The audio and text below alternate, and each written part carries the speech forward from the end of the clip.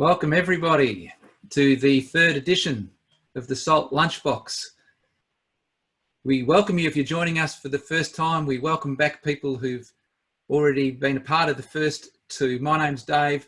I'm the founder of SALT, Sport and Life Training. We're a not-for-profit health education company that typically presents in clubs and workplaces on a range of topics related to wellbeing and mental health, leadership and culture. Our goal of these Lunchbox series is to inspire and connect you, our audience. And to do that, each day we're going to introduce a topic that we hope will inspire and also create actions that will benefit both you and those that you love and care for. So we're asking you again to connect with each other during our webinar. If you've got a great story to tell, or you can respond to our prompts by asking questions, that will help us a great deal. At the bottom of the screen, you'll see both the chat icon and the Q&A icon, and we'd love you to use these throughout the webinar. I'll be able to see those coming through. We'd love to know who you are and where you're from, so please take a moment to write those things into our chat. And on behalf of the SALT team and all of you, I'm sure, I'd like to express my deep appreciation to our partners, Eastland, Bendigo Bank and FC Business Solutions, for your generosity, for seeing a need at a time and providing us with the resources to make these sessions a reality, to make the webinars free. Jodie Murphy, your heart for community has been so evident as Eastland reaches out to support, whether it's financial or providing support as you have, I know, like toilet paper or giving out hand sanitizer at the train station or messages of hope. We appreciate that even though as a centre you're going through your own challenges, you see beyond that and you're giving back to your local community. As you know, Eastland's my happy place. It's a 2-minute walk from my home, and I'm looking forward to going back and visiting again and getting my coffee and sausage roll in the future. Today's topic is the power of gratitude. At a time when so much loss surrounds us, it may appear on the surface that this is a strange topic for us to tackle. However, it's through our adversity that gratitude is at its most powerful. As a great philosopher once said, gratitude is a way of seeing that alters our gaze. I've got a quick story for you. At the start of grade 5, when I would have been probably about 11 years of age, my family moved to North Balwyn. And I developed this love of sport, but the rest of my family were not interested in sport. And one day I was in the backyard by myself and I was just playing, and the neighbour leaned over the fence and he asked me if I wanted to come and fill in for the North Balwyn Cricket Club 4th 11. He said I could be on the field with the men. Now, I didn't have any cricket whites, but I remember wearing a pair of shorts and a Hawaiian shirt, and I was so nervous and excited. It was the first time I played in an organised cricket game, and it was with men, not boys. And I can remember, I can't remember much about it, but somehow I remember that I managed to get a bat, and as I was batting on the matting, I can remember the sound of the seam of the ball cutting through the air, and I was ecstatic with excitement. And I knew the bowler was taking it easy on me, and the fielders were all cheering me on, which I knew was kind of not what happened normally. And the bowler obviously slowed down deliberately, and he bowled me a pie, and I hit it with all my might. I can't remember if I got a single or a two, but I was running up the wickets. They were all clapping and cheering, and I'm sure my pads were flapping and my box falling out and all that kind of stuff. But from that day on, I was hooked for life. That cricket club became my happy place for many years. I played junior and senior cricket there. And in my late teenage years, I was actually quite an angry young man, but many of the other older cricketers looked out for me. They would walk back to my bowling mark and calm me down if I was getting too angry at the batsman. They would drive me home from practice if I couldn't get home any other way. When I was in about year 10, I went into the school play at my school with only one objective, and that was to meet girls. And the play was called Annie, Get Your Gun. And I was given the role of an Indian, and I had one line to deliver, and that line had 3 words in it: letter for Annie. That was my only part in the whole play. I had to walk out into the middle of the stage, give her the letter and say, letter for Annie. And when I walked out to give the letter to Annie, about 20 of the cricketers who'd bought tickets and come to the play stood up in a row, and they all cheered and yelled, and I was so embarrassed because I only had one line. But the thing was, they'd given up their evening to sit through a school play for the express purpose of teasing me with the greatest of goodwill. I loved those guys. You know, only a couple of months ago, I went back to the North Balwyn Cricket Club for the first time in 30 years. And there were still a few there that I'd played with. And I went back to run a wellbeing and mental health presentation for them. But more than that, I went back to thank them for all they had done as a club, to nurture and support me as a kid and a young man. And I was so emotional that some of the young guys must have thought, who is this old guy just gushing out on about the good old days? But it was such a special night. So what is gratitude? Gratitude is this simple but scientifically proven way to increase happiness and encourage greater joy, love, peace, and optimism into our lives. And through easy practices, such as keeping a daily gratitude journal or writing letters or emails or text messages of thanks, and by focusing on the good that we have received, we can improve our health and well-being and deepen our relationships. Now, many people think that gratitude is just this feeling that we wait for, and sometimes it is. But gratitude is actually something that we need to practice and train ourselves in. Easily accessible, available to everyone, the practice of gratitude benefits every area of our lives and generates a positive ripple effect. Gratitude empowers us to take charge of our emotional lives, and as a consequence, our bodies actually reap the benefits. As a treatment, gratitude is cost-effective, quick, and available to everyone. There are no known negative side effects. Now, gratitude is not a cure-all for everything, but it can enhance the effects of conventional medical treatments. The effects of gratitude are not even just limited to the physical realm. Practicing gratitude increases our self-esteem, strengthens our relationships, deepens spirituality, boosts creativity, and improves our performance in sport, school, and work. So many side benefits. It is this unique ability to heal and energize and change our life through the practice of gratitude. Now, we have a team working behind the scenes to produce these webinars, and every one of them is donating their time and expertise for free. Edwina, Lane, Larice, no one is getting paid. Everything that goes up on social media, our slides, our website, it's all given to us for free by Karina and the team at FC Business Solutions. They've been giving to us for a couple of years now, and everyone now, when they are going through the same challenges as everybody else, they just keep on giving this way. Bendigo Bank are one of the many partners who pay for clubs to have SALT sessions. They continue to support us now, even when we're not going into clubs. And the clubs themselves that we go into are filled with volunteers who help kids and young adults the way the North Balwyn Cricket Club helped me. This is the ripple effect. As one person gives without asking for anything in return, another feels inspired to pass it on. And during a time like this, this ripple effect of gratitude and service can become the new currency that we exchange with each other. Why does it work? Most of us know intuitively that gratitude makes us feel better. However, genuine gratitude remains a rare occurrence for many of us. To experience genuine gratitude, we have to practice regularly. If we do choose to practice it regularly, it will amplify the good that is around us. It'll make it louder. It will rescue us from the negative, and it will connect us more meaningfully to our world. So how do we do it? 3 steps. Like in every SALT presentation, we're going to give you 3 basic steps. Number 1, look for the good.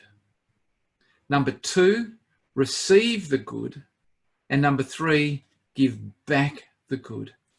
So looking for the good, to feel gratitude, we have to be attuned to the good in our lives, and this gives rise to joy. We've got to be on the lookout for it. And when we see it, we need to learn to accept and absorb it. And this can be challenging because many of us are not used to getting something for nothing. You know, where's the catch? But no, just accept it. And sometimes that can be hard. We don't like receiving things. We just want to give back. And we might feel embarrassed or feel like we haven't earned it. But we need to actually go, no, this is okay for me to receive. and savor the fact that somebody is giving something to you, and let them. Sometimes we stop people from being able to serve and love us. We say, no, I can't accept that. No, accept that, because we know it makes them feel good. And then lastly, we need to give it back. Real gratitude promotes a desire to repay the goodness received by creating further opportunities for giving. You might want to give back to that person, but you might actually want to pay it forward. And when we pay it forward, we actually get this even stronger hit of joy and satisfaction. As poet Edward Arlington Robinson said, there are two kinds of gratitude: the sudden kind we feel for what we take, but the larger kind we feel for what we give. So we experience one kind of gratitude when we receive something good or nice, but a deeper one when we give something to someone else that brings them joy. What a lesson to teach our kids and to remind ourselves of. Look for the good around us, be prepared to receive it and accept it, and then give it out. Give it back to the person or give it out to somebody else. Today, I am again joined by Lane and Edwina. Now, we are going to have different panelists over the weeks, and I've been speaking to people and inviting them to join us, and we'll rotate Lane and Ed off the bench, but they're going to be the spine of the team. And Lane, hopefully we've got you out there. I can't see you there. Lane, are you with us? I'm here. I'm not sure whether you can actually see me at all, mate. But I can see you. So I'm going to throw to you, Lane. And look, just before I do, I can see that we've got some people logging in. Great to have Brett Trellope from Tintern with us, and Maria and Carly, and good to see Stuart again, and terrific to have some people listening in. Lane, tell me, what has gratitude taught you? I can see you on the screen, mate, so I just want to make sure that you can actually hear me. Could you give me a bit of a heads up? Great, okay. Mate, I think there's a lot of gratitude in my house. I get reminded almost on a daily basis how grateful I should be that my wife actually chose me, and how much of a positive impact she's been on my life. And you know what, in many ways, that's absolutely true. So I'll give her a tick for that. So yeah, and attitude's the way we view the world, isn't it? It's the emotion that we bring to stuff. It's the stuff that, compels us to do things. And I love this idea of gratitude, but I want to throw up a slightly different perspective of it. And that is, I reckon it's easy to be grateful for the things that are really positive around us. And I think it's important to be grateful for those things and to recognize them. But I also want to say that the biggest impact that this has had in my life has been grateful for some adversity that I've been through. You know, when I lost my brother, for a long time, I was very angry about the impact that had and how I felt about that. But then when I approached it from a position of gratitude, what I understood was that what I've learned from that has been immense, and the impact that that's had on me as a human being and on the way that I approach life has been amazing. And I'm really grateful for the lessons that have come out of that, and grateful for him taking me out of ignorance around mental health and suicide and really helping me to build some awareness around it and now to do something with that. So I think gratitude's it's important to be grateful for good stuff, but I think equally it's important for us to be grateful for the stuff that's not so good, because that's where we grow and stretch in our lives. No, that's excellent. You know, when we do the grief responses, we talk to people about the fact that they will heal, but they'll heal with scars, and sometimes those scars will be very deep, and it'll be very easy for them to be aggravated again, and that huge sadness to come out. But similarly to you, having been into so many clubs where there's been deaths through different reasons, I look back and think how much I've grown, and what a privilege, even speaking at funerals, what a privilege it is to be in that space, and how much we grow as people and our connections grow through adversity. No, thanks for that. How about you, Ed?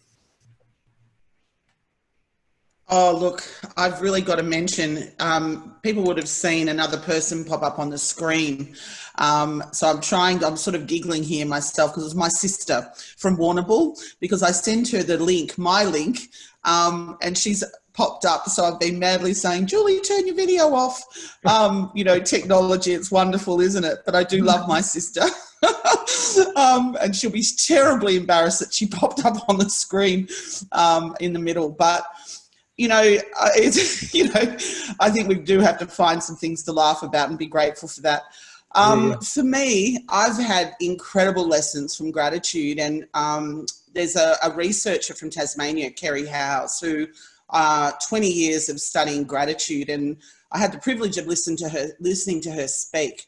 And one of the defining moments for me was her talking about the fact that resentment and gratitude cannot coexist. And I'd love to have an image, but if people could visualize perhaps being in a cave and sitting in the dark in the cave, looking out into the light, sort of that light at the end of the tunnel, where the word gratitude sits and resentment sits in the dark. And, when we are resentful, which we're going to be resentful for some of the things that we're not allowed to do at the minute, but when we can turn that to gratitude for what we can do, it's not that it's not that one beats the other. It's just that resentment dissipates.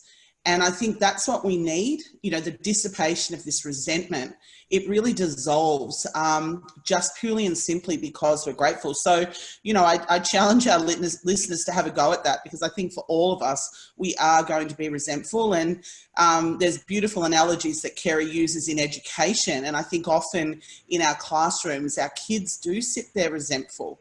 And if we can bring more gratitude to education and workplaces, I think we will really increase our engagement in school, engagement in work, and perhaps our engagement with life. So that's been a huge thing for me in my life. And I use that as, an intentional practice. Ed, while I've got you there, I've got a question from my friend Neil Milton. Neil is the CEO of ChildSafe, and a great friend of SALT and a partner of SALT. And he asks, what are some practical ways to show children how to show gratitude? You're a school teacher, Ed. Can you answer that question? Look, I think what our kids, what all of us have to learn is that it's a two-step process. It's the feeling and emotion, and sometimes that's something that that's a personal experience. But when we show it, teaching our kids to show their gratitude. Now that could be a letter, it could be a words. I know teachers that when a student stops and says thank you to a teacher at the end of the day, they just melt and they say, oh, that's so lovely. And it's so simple. So I think it is our words, but it's definitely our actions. How do we show our gratitude? And for kids, I would say at the moment, I think, perhaps it is just taking those dishes out of the dishwasher, or giving mum or dad a little bit of time to just have some solace when there's quite hectic in the house. So they're the little things that we can do that we know are going to make a difference for the people we love and care about. And so it is more than words, it's more than feelings. I think it is about our actions and how we can show others how we are grateful and how we love them. Just in talking about that power of gratitude, when we go into a club, and let's just imagine it's a group of under 17 boys, or whatever you might think might be the most difficult group that you would not want to stand in front of. And often when we arrive, they want to test us out, and they're not sure if it's going to be a good session. And sometimes you'll even get kids who say something a little bit kind of smart aleck at the beginning to draw attention to themselves. And one of the techniques that we use is that as soon as we hear somebody say something that's good and positive, we say, wow, that was fantastic. What's your name? John, that was just so helpful. How many people really appreciate what John just shared there? And the kids kind of put their hands up, and we say, John, I'd love you to continue to contribute wonderful comments like that. Well, after that, you should see the change in the kids immediately. They all want a bit of that. They all want someone to say, thank you, really valued what you had to say.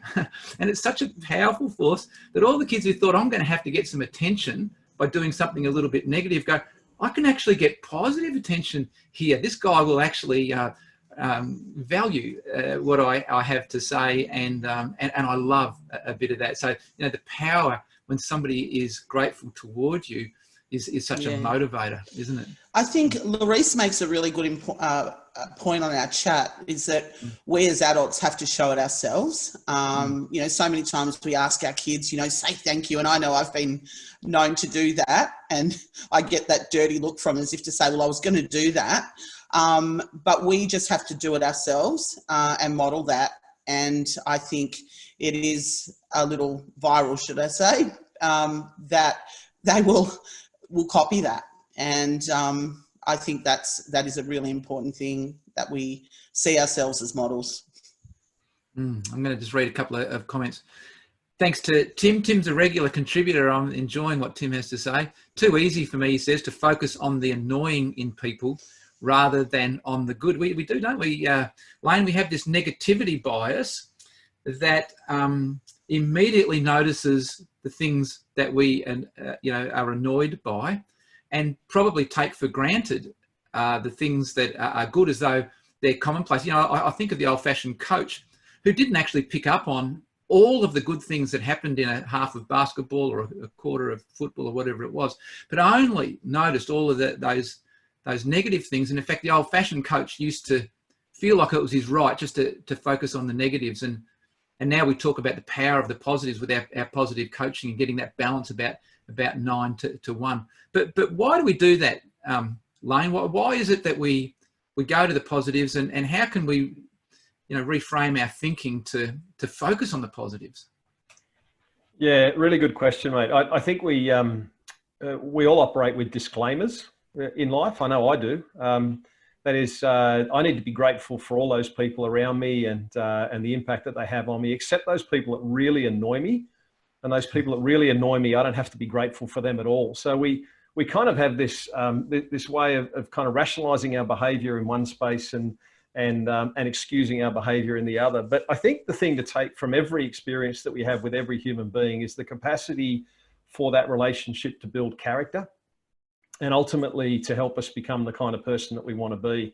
We are going to be surrounded by people that we don't like. We're going to have interactions with people that no matter how hard we try, we just simply cannot bring ourselves to find a relationship with them. But even in that is character muscles like perseverance and patience and tolerance and understanding and empathy and compassion and all those great things that we find opportunity to build in those relationships that are going to help us to enhance our relationships with others. So it's complex and we give ourselves excuses, but at the end of the day, even those relationships are really helpful for us.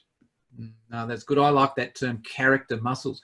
We work on our physical muscles. You know, people like myself a great deal, obviously, on our physical muscles, and not so much on our character muscles. And I think it's easy to love the lovely, as you've said, and not so easy to love the less lovely. And I remember hearing that we tend to judge ourselves on our thoughts and others on their actions. And perhaps if we can think, you know, I wonder what was going on for that person inside them that drove them to that, and just seek to, you know, empathize a little bit more, that we might have that, you know, greater sense of gratitude or at least acceptance for those people. Larice says we've got to show it to ourselves first. So many times we ask our kids to say thank you, but then we don't do it ourselves. And does anybody want to comment on that, about just being kind to ourselves?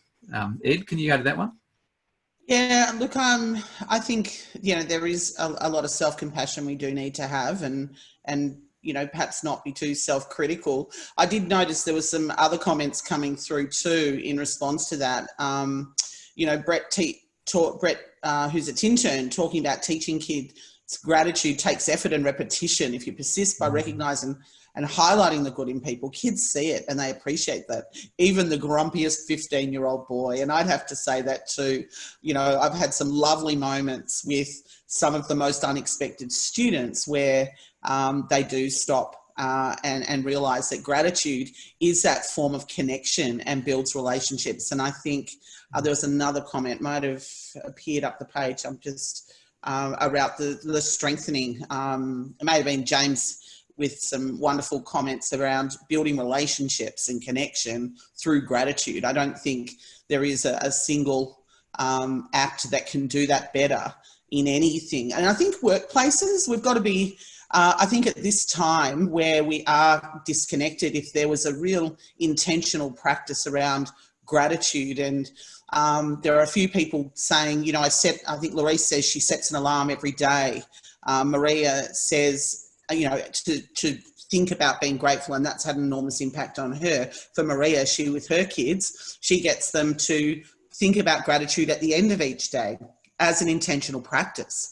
I've had students at school use this, you know, students with considerable concerns have used a gratitude journal to really lift their spirits, and said that was the single difference in their life was to keep a gratitude journal.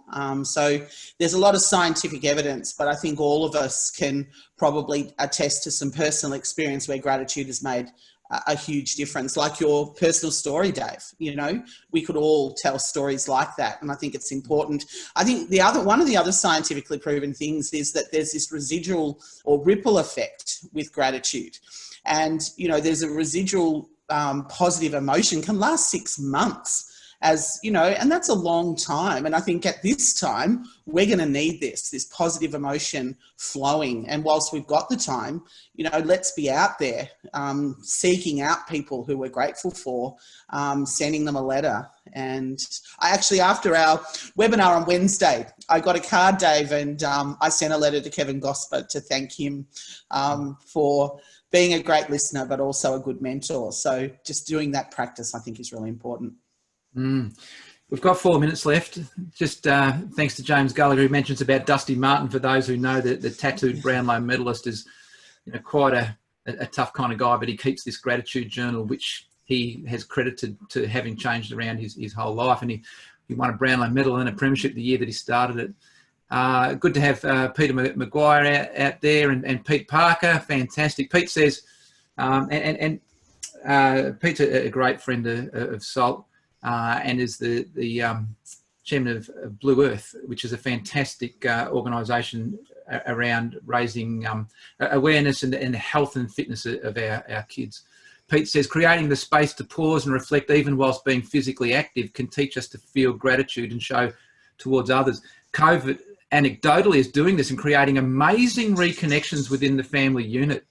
I think that's a very good point. We are seeing some tremendous benefits coming. On Monday, we're going to share a letter that was sent to me by a friend of mine, Nan Capel, from the Bendigo Bank, from a teacher in China, who reflects upon the 7 weeks that she spent in isolation. And she's got some fantastic tips, you know, from someone who's been through it, as to how we make the most of it and how we use this time to virtually reposition ourselves. I'm going to call it positive interruption for the life that follows, and how much she, you know, now appreciates certain things that she may not have, but how much she actually misses that 7 weeks in isolation because of some of the things that she was able to do during that time. Okay, I won't have time to go through, but it is good to see that we've got a lot of correspondence. We've been trying to save the correspondence, and so far we haven't been able to do that successfully. You know, the biggest challenges we've faced have been the technical ones, and even now moving on to the open enrolment means that we're not as sure who we're talking to. But we assure you that we're upgrading and trying to improve the whole time our facility. And our Facebook site, we're hoping to become that place that people can continue to have discussions on and to participate with each other. So if we can download these messages, we will, and try and follow them up. We hope that you were able to log on successfully okay today. I've got a few quick announcements to make. What about your 3 points, Dave? 3 points for I've our got my listeners 3 today? points in the announcements, Ed, so I'm going to... Awesome. I'm going to share the 3 points, hopefully. I'll click on here. And can you see that, the 3 takeaways from today? Oh, my photos are over the top. So me. Yeah, look for the good. Yep, I can see it. I can see it. Yep. Timmy's got his hand up. I wish I could know what to do when someone puts their hand up. Receive the good. Look for the good. We've got to actually look for it in the things that we can, you know, negative bias tells us to see the bad. Receive the good. Don't put your hand up and say, no, you can't give me that. And then give back the good. This is our a poll that we've put up on our Facebook to find out from you what topics you'd like most discussed. And there is one that says you can put in your own, but we've put in a whole range, and we've got more than just those that have been coming in. So if you've got a topic you'd most like us to cover, go to our Facebook site and answer that poll. If at any time anything that we've said or that you hear during this time of isolation causes you to feel desperate, that's the number for Lifeline 24/7. And as I mentioned, we're going to be doing how to create a positive disruption in your life on Monday, the 6th of April. Thank you to everybody who has participated. Sorry that you couldn't see Lane today. We've got some guest presenters coming on in the next week, and we are grateful to all of you who've participated today. So remember, we come out of this time both better, stronger, and richer in the things that really matter.